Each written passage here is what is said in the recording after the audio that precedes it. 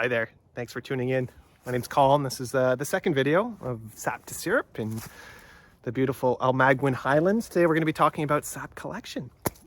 So here we are, same location we were a couple weeks later. You can definitely see signs of spring in the air. You can feel it with all of our senses, like I talked about before. You can certainly see it, but you can smell it. You can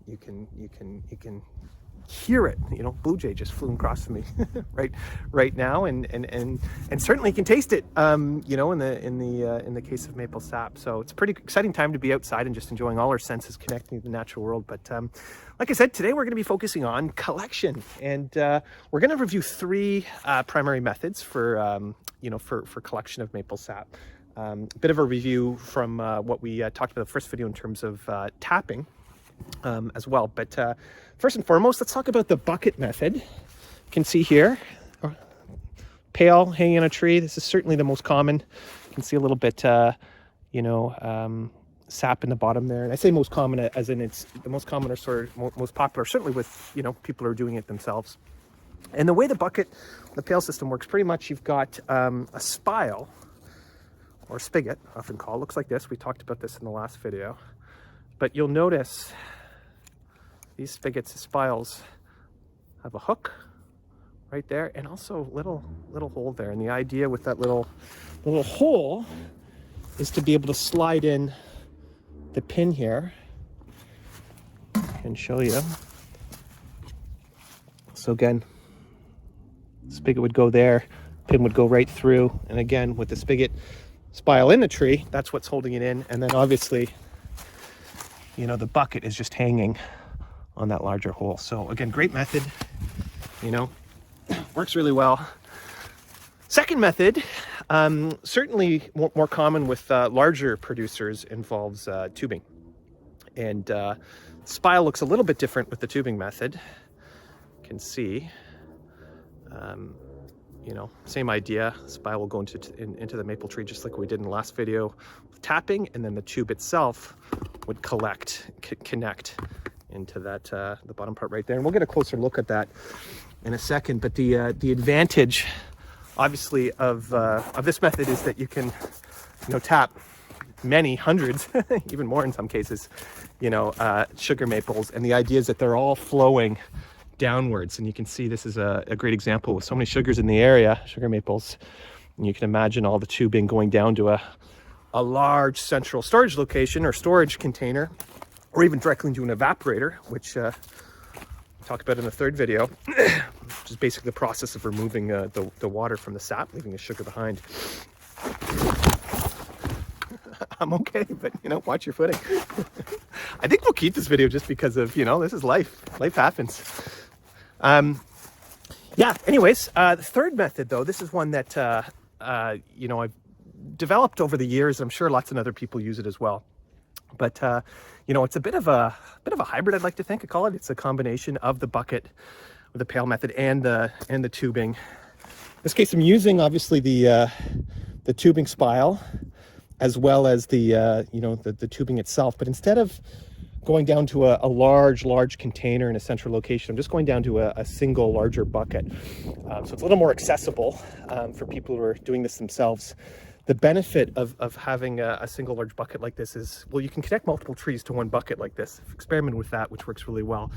But also it just, it allows you to store a little more sap than if it's a heavy flow compared to the bucket method, which can sometimes, obviously, I found in some cases, fills up so much if you're not able to check it in time, it could actually come off the tree, which is not healthy, obviously. But the other benefit is you can pack snow all around these the buckets on the ground in a way to be able to help ensure that sap stays nice and fresh and cool. And we'll talk about why that's so important in a bit, because it does spoil very, very quickly.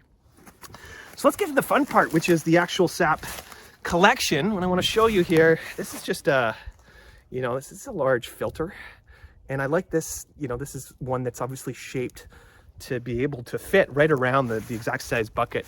I'm using the 19-liter buckets. And then the other thing I've done is added, you can see here, a second filter right on top, which is basically just a little bit more of a finer one, thinner one. The purpose of this stage of the filtering process is really to get the larger debris, out, and there'll be several other times throughout the whole process where we're also, filtering as we get to the final product. But yeah, let's jump into it now. So I've got my bucket, I've got my filters. The process here, it's really simple. Taking the lid off, you can see this tree here. It's actually flowing a little bit. You can see some nice sap right here. I'll just get that into the pail. Nice and gentle. Yeah, it's flowing really nicely. You'll also notice in this case, there's actually some ice here, which is actually great, because the ice freezes in a way that it's just the water that's freezing mostly. So pretty much all this ice is water, and what's left behind, compared to the usual ratio of, let's say, 98% water to 2% sap, it's going to be much more concentrated with sugar, or sorry, 2% sugar, that is, to 98% water. So by removing this ice chunk here, we're actually we're making our boiling down process a little easier down the road. So we'll get that out there. Don't have to worry about getting it all, because again, the filter will help with this as well. There we go. We're gonna dump it in. There we go. And you can see bubble a little bit there. Great. Well, I'm gonna go around and watch my footing and collect a bunch more sap.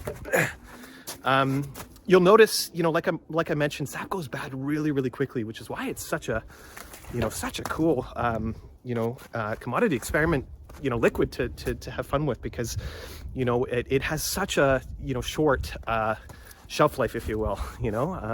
Even in the fridge, it'll go bad fairly quickly, and you can tell you have bad sap by smelling it, or certainly you'll see it. It's much more cloudy than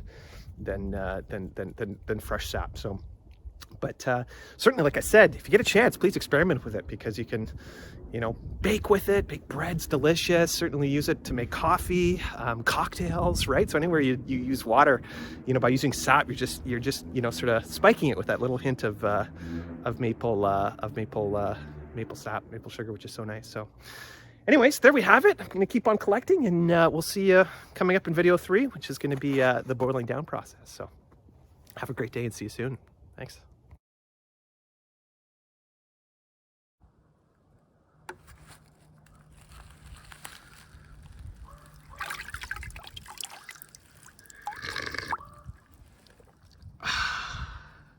So